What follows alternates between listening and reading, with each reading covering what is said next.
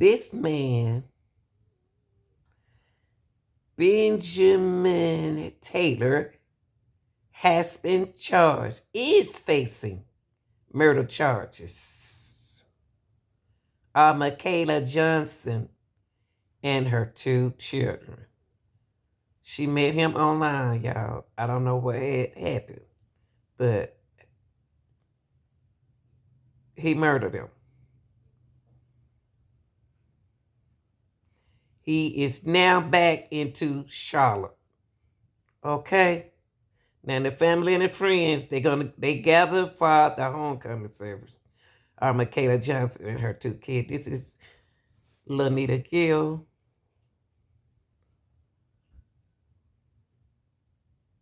True crime.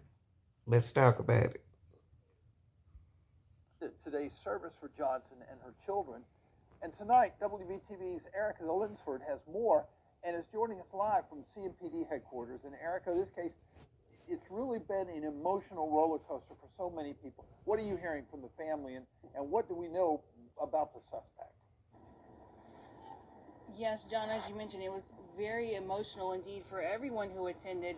Today we spoke to a family member of Johnson. She shared how she would like Markayla to be remembered by everyone, and she also shares a message for people watching here tonight. Hundreds made their way into the Scotts Branch High School gymnasium. The service, awash in pink, with flowers, signs, and pictures, as people paid their respects to Markayla Johnson and her 2 children, 7-month-old Messiah and her 4-year-old daughter, Miracle. Yes, her babies, they love their mom, and they love family. So it's going to be a minus in our family. We will miss her.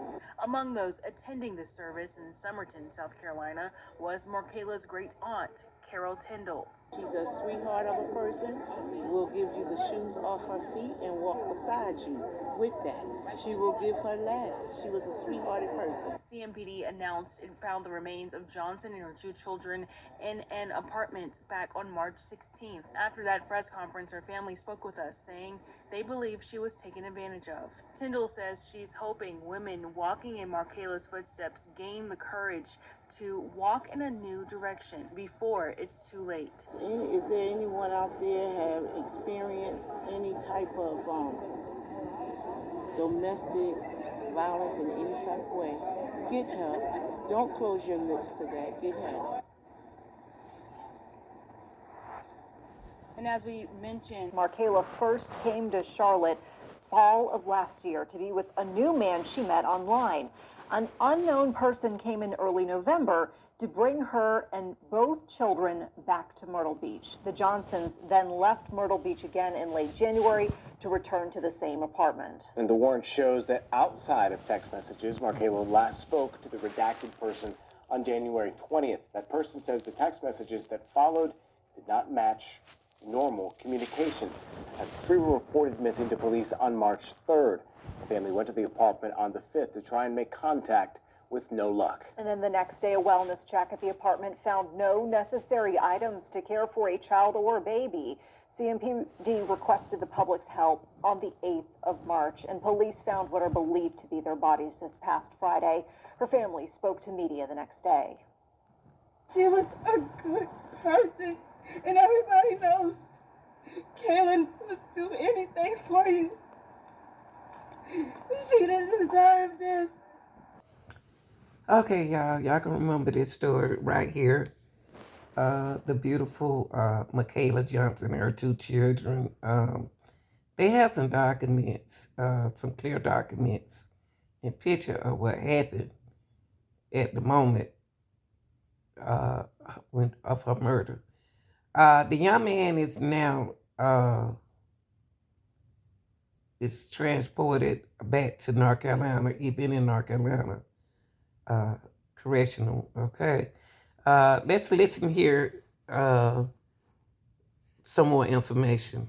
Johnson's family was searching for her for weeks. Court documents show they came here on March 5th to Johnson's apartment with police to do a welfare check. Detectives knocked, got no answer, and left. Then 10 days later, detectives got a search warrant and found Johnson's body inside.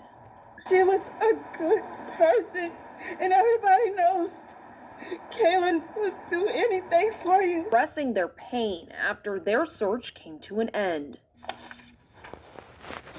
This affidavit reveals horrifying new details of what investigators found that day. It says Johnson's body was found in a plastic storage container with cords wrapped around her.